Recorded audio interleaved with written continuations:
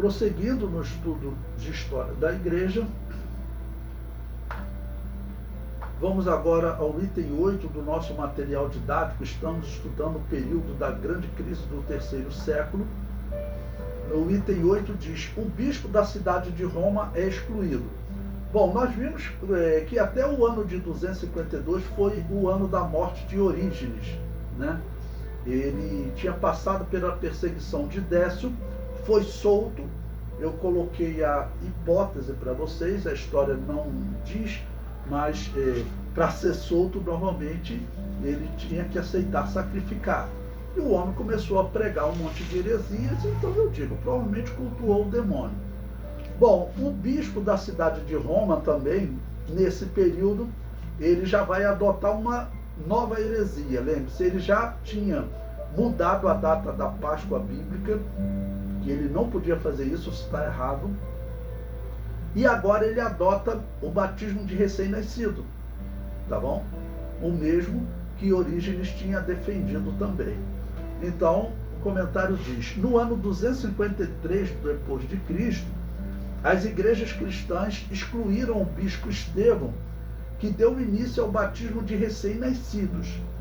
Estevão era bispo de Roma e na Igreja Católica é conhecido como Estevão I, ou Papa Estevão I. Não existia papado nesse período, tá bom?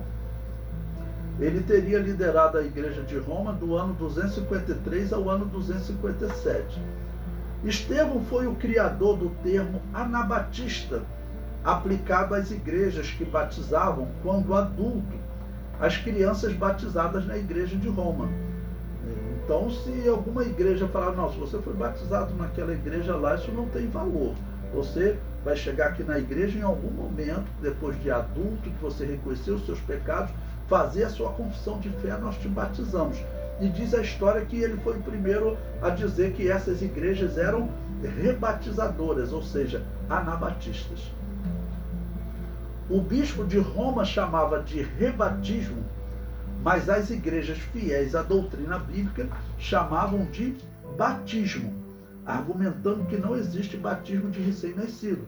Por isso que na história as igrejas vão ficar conhecidas como anabatistas pelos católicos e protestantes, né?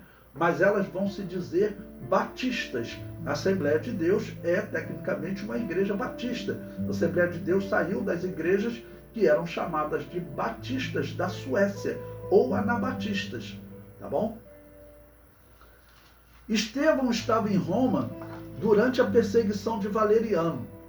Tudo indica que a exigência de os bispos adorarem aos deuses pagãos e participarem das cerimônias de consagração das crianças recém-nascidas à divindade romana Vaticanos influenciou a adoração dessa prática ao bispo Estevão, né? Ele ter adotado, né, essa prática por esse bispo, porque a perseguição levava esses bispos a ou enfrentar a morte ou aceitar a prática de culto ao demônio.